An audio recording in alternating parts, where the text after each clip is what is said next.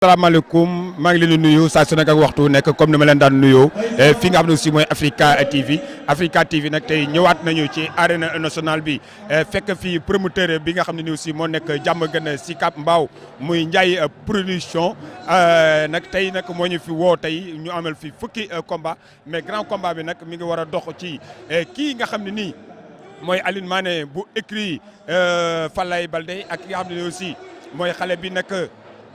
fi nga xam ne nii mooy écrit bi nga xam ne aussi mooy Bosco Sow muy Signota Keita mu nekk grand combat boo xam ne nii grand combat bu mucc ayib la kon gaa ñi présentation bi Pape Thiam ma ànd seeg suma caméraman bi ni muy ki nga xam ne nii aussi mooy Daouda Cissé borom ñarak meew mi et kon xam naa dañuy ànd gis ambiance bi incha allah rabbi et gis nga ko promoteur baa ngi nii toog bu ko defee bu ci kanamee yooyu yëpp danañ ci waxtaanee ñu dem jëli li nga xam ne aussi mooy ambiance ak tout su mbëri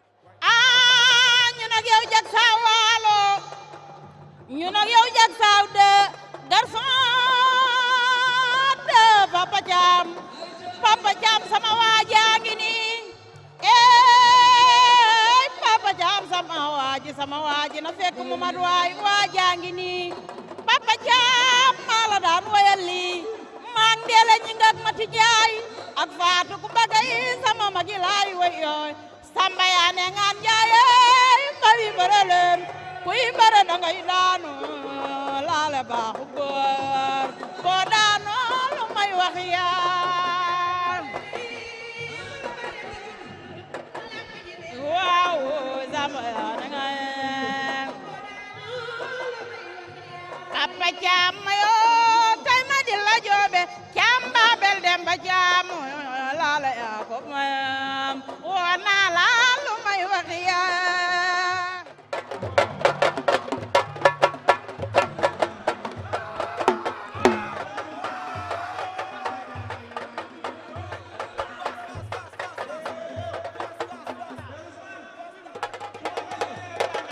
ndeysaan noonu la dugg see gis nga ko ma nga sol benn robu boo xam ne nii bu mucc ayib la ndeysaan voilà jey na liggéey ngi noonu ñoom ñaare arbitre bi soufflé na ñoom ñaare ngay lewaatoo gis nga ko nag ki nga xam ne aussi mooy Issa Pouye jël na ko Caatu Jolof jël na ko takk na ko wëñ na ko ëñ na ko gauche droite ñaata na ko bañ na bul delloowaat buum ca boy ba bul delloowaat caat bul delloowaat buum ca boy ba Issa Pouye riposte na Mamadou Lamine combat bi waroon naa teel a jeex ci première songante bi. waaw combat bi waroon naa teel a jeex ci première songante bi ki nga xam ne mooy Caatu Jolof moo ko waroon a jeexal mais dafa mel ni si yi nga xam ne moom lay tenté daf ci jafe ñeme.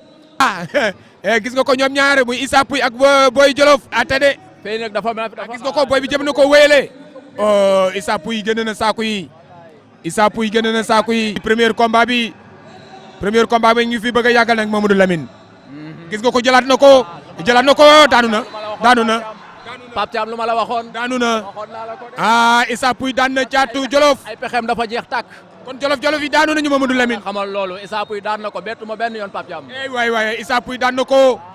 Issa Pouye nekk Diamaguène Sicap Mbao daan na ko demal jëli li ma ko bu ko defee mu ñëw ma taaloo ko suma micro ndeysaan boobu mooy premier combat de la soirée ci diggante Issa Pouye ak Caatu Jolof Caatu Jolof la ñu daan noonu ndeysaan gis nga ko dafa xalangu merci beaucoup. mais champion jaare naa la. non. di courage boy. waxal ak say supporters. bi moo newoon sa premier combat. non. bi moo newoon sa ñaat. sama 4e combat. mais defar bi bett na ma. lu tax. non combat li ma ci def la. barke Seydina Mohamed. billaahi li ma ci def dafa métti kii mooy suñu entraîneur. mais gisoon nañu premier départ bi yaa xawoon a avantagé mais da ngaa dem ba ci biir xaw a naagu loolu moo tax nga daanu. non du naagu xam nga làmb ndeysaan xam nga boo xamee nu muy demee des fois ndeysaan amaana sax doo bëri. mais defar bi dafa ma bett. xamoon nga ko avant ngay ñëw. non xaw ma ko man ku ma nee kii dafa may daan du ma ko gëm. bi mooy sa ñaateelu défaite. bi mooy sama 2e défaite.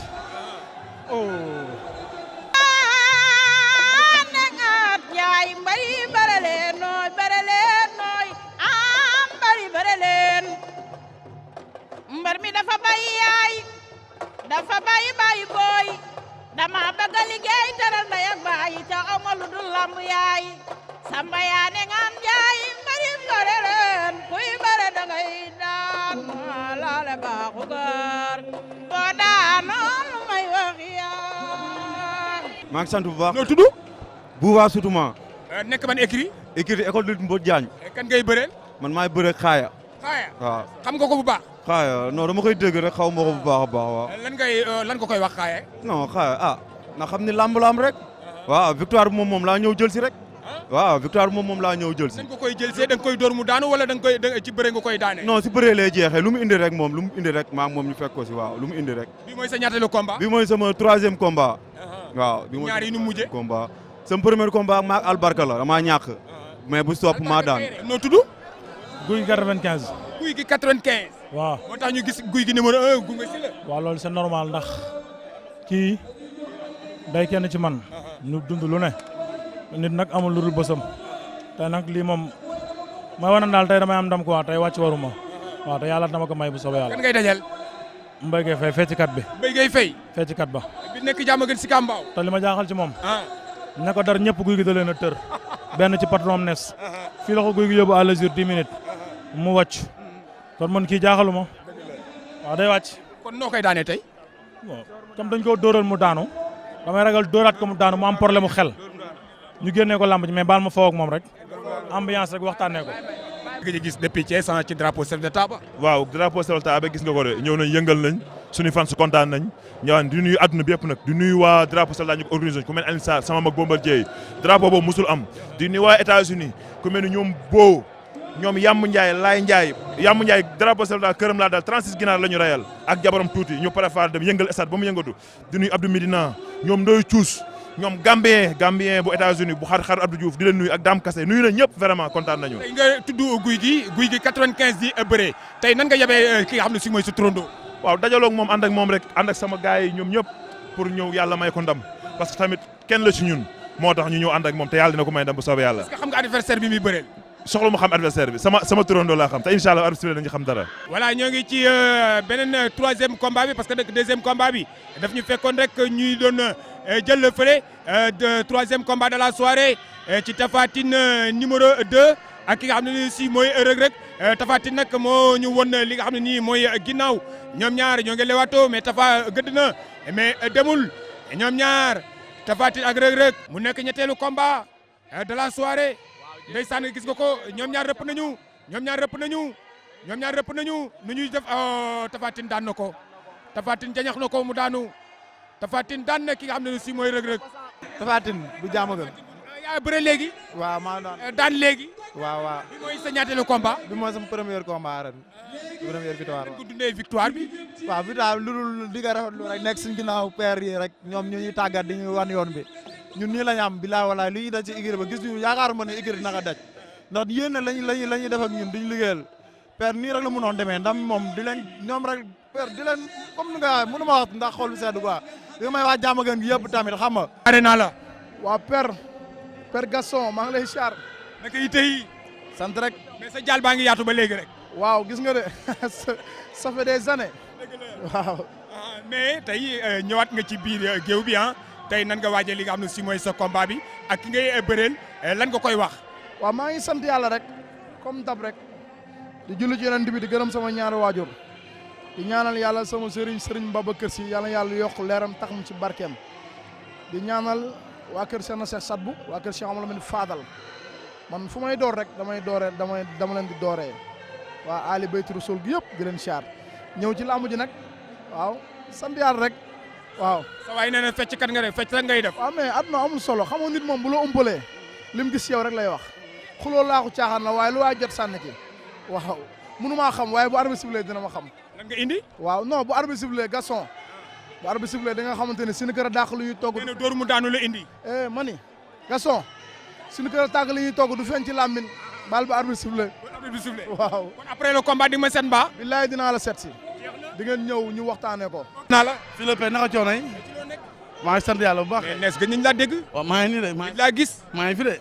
mais année balance nga nar a def ren. ñëpp année balance lamb ji ren ñëpp année balance. lu waral loolu. lamb ji peut-être coupe d'Afrique beeg yooyu rek. ba fi nga teewul gars yaa ngi tëgg lamb ba léegi ah. mais gars yi kenn bëriwul Ama Baldé bëriwul Siteu bëriwul Sa Thiès Tapha Tine gars yi kenn bëriwul. yow bu ñu leen wax cokkaas kon ñooñu nga war a cokkaas. Tapha Tine laay bëreel la. Tapha Tine kese laay bëreel. boo ko amul doo bëre. non non ah maa ko gën a seer maa ko gën a diis. je peux 143 kilos caatu tekka. buuse yi fooraay dama jox may lekk mbay faal daa yow suñu Babacar Si man damaa nam dara. nañu ñu bëre. moom Tapha Tine de ah. moom laay wër. kon cokkaas nga ko.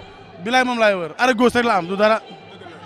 merci beaucoup Ness. yow ba ma déggee micro il faut sénégalais xam loolu yow lamb neexul tey rek nga ñëw bi ma lay fekk tene bën-bën boobu 17 ans laa am ngay dundal lamb te sa xaalis di sonn ci lamb kon tey yow da nga war doon promoteur yow ci lamb ji da la war a xam ndax bay ba gaay suuxat lamb boobu du tey bay métti te nga nekkoon kon tey bu neexee war nañ laa xàmmee ñi xamul démb nag mënuñu laa xam mais man am na bay lu ma xam jamono Siré Seras Modou Awatine jamono Dun Xaaf Babacar Fass loolu du tey.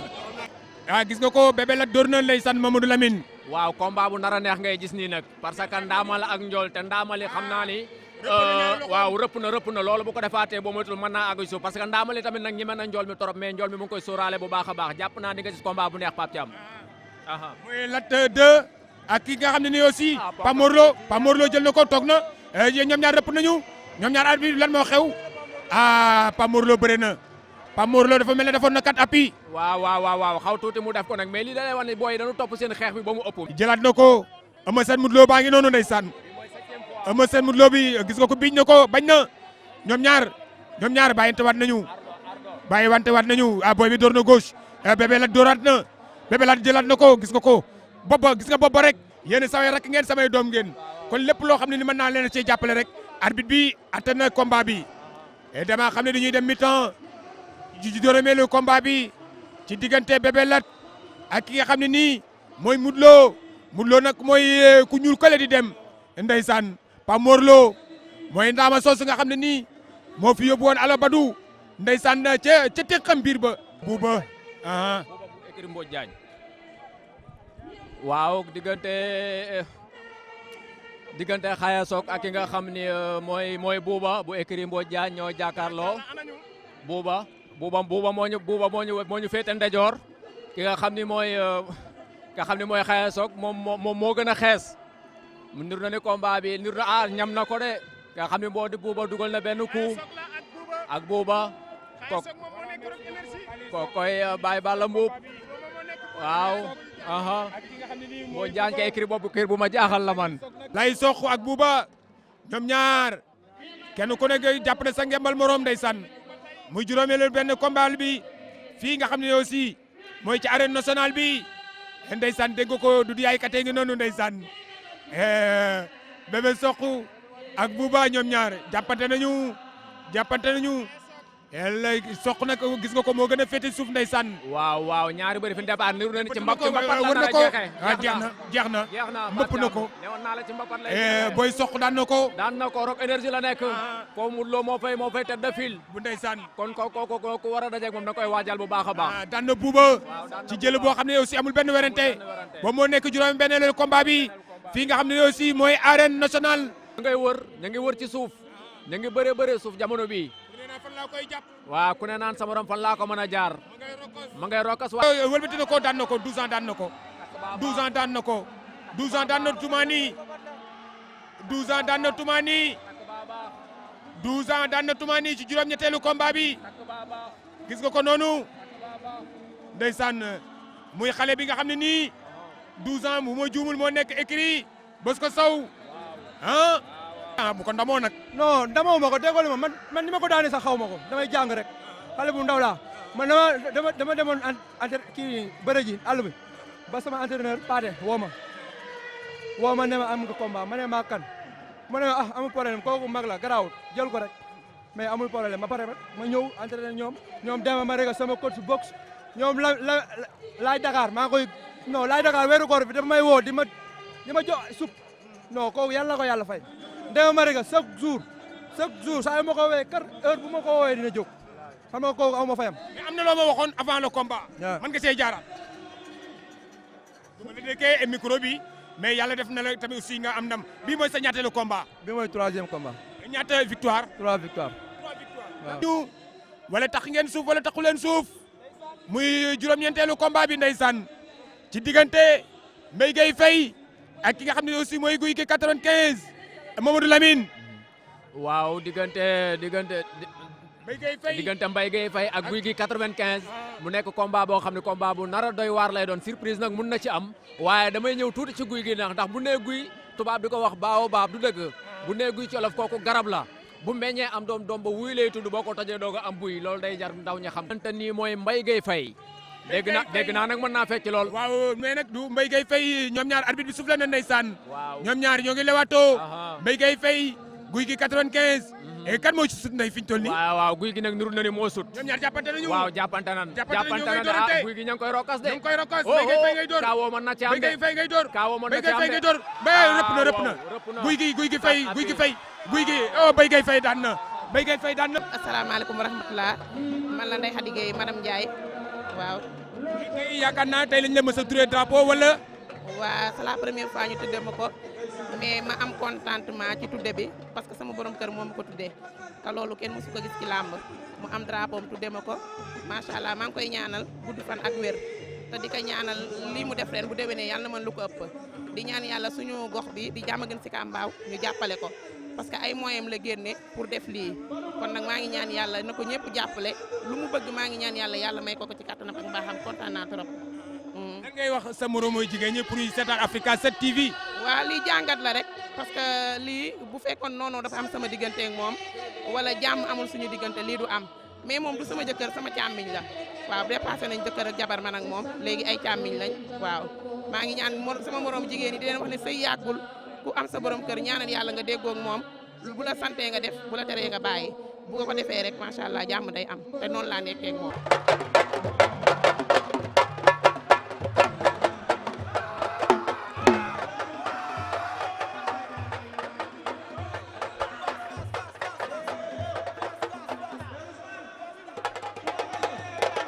léegi yaa ngi ci télévision bi léegi ñoo ngi laa nuyu tey sa dernier drapeau mi ngi nii tey lan ngay yëg ginnaaw drapeau yi nga fi jot a tëgg ak mbër yi nga xam ne si ñoom nga fi jot a tëgg. mais sant yàlla 9 combats yu neex jàll nañ ci amul ay jël yu leer ñoo fi am 9 yëpp donc du am li amul dara tey nag ñi samay mbokk lañu parce que ñooy samay dëkkandoo jay na ba lii aw ma fayam ñi mu àndal aussi aw ma depuis 2 semaines.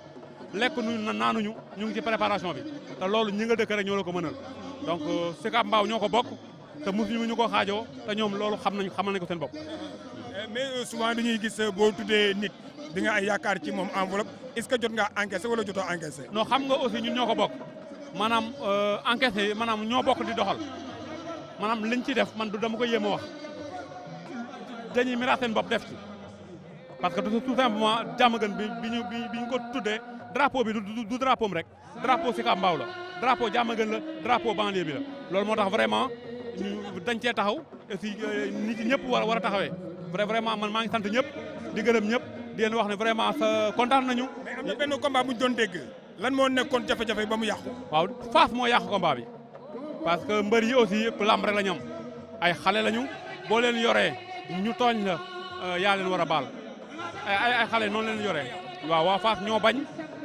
Tafa Gueye numéro 2 bëre donc bu fekkee ne boobu jotoon na sa avance ba pare. waaw mu ngi sama avance 50% waaw. ba léegi mi ngi ak sa avance. ba léegi waaw. léegi na nga bëgg a def ak moom. waaw léegi xam nga aussi ay xale lañu ñun duñ leen topp su ma neexee dax may fay parce que gënu maa xam réew mi gënu maa dëkk ci dëkk bi bu ma nee benn mën naa fukk mais du ko jar li ñu war a def mooy rek préparer ko déwén mu régler problème soit mu bàyyi Fass wala mu dem écurie les Tigres su ko defee mu ñëw bëree lamb ji.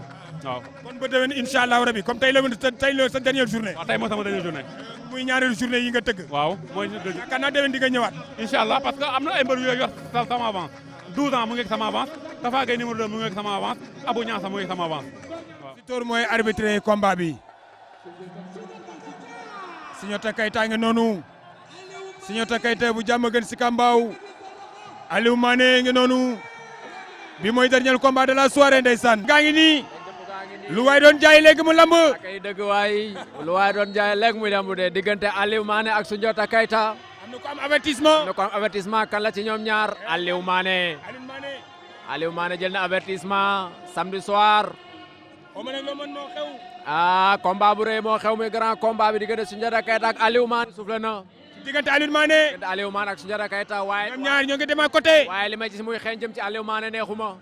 neexuma. Aliou Mané moo ñu wan ginnaaw. moo ñu wan ginnaaw. Soundiata Keita moo ñu wan kanam. Leewtoo bi dim na. muy ñëwee muy fukkeelu combat bi. muy fukkeelu combat bi. nga xam ne moo war a am le drapeau Dieynaba Ly. yamook samedi 6 juillet 2019.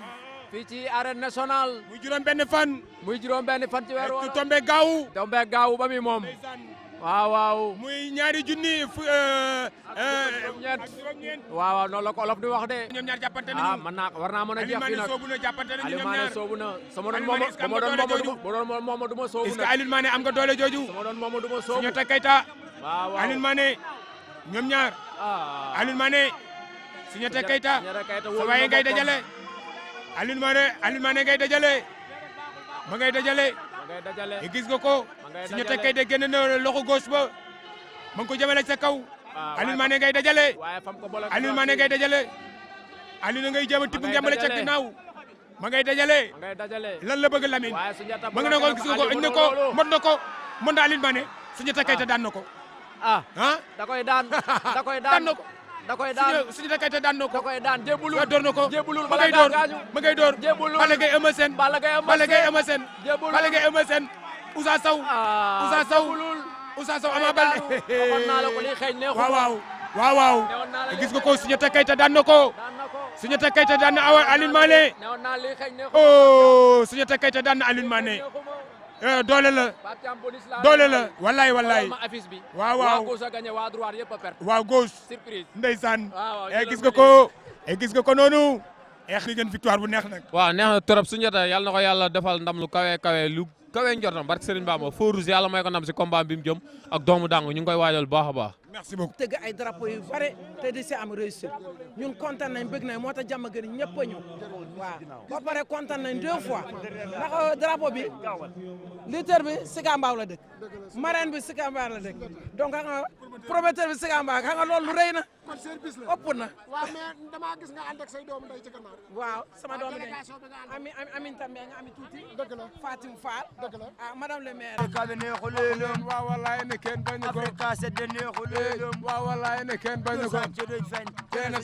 sa tànk guddul. luñ fekke faj ko xamul luñ la wuute. mbaalu la waxul may dama naan ko baal luñ la waxul. may dama naan ko mbaalu la waxul. may dama naan ko baal luñ la waxul. Afrika mbaalu la waxul. Afrika ku ñu bañ lum jur mu dee. loo yaakaar mu tas foo dëkk mu lakk xoolal. Afrika bi ku ko tooñu dëgg lay duma mbañ daan ko. doo am xaalis kenn du ko bëgg may soof.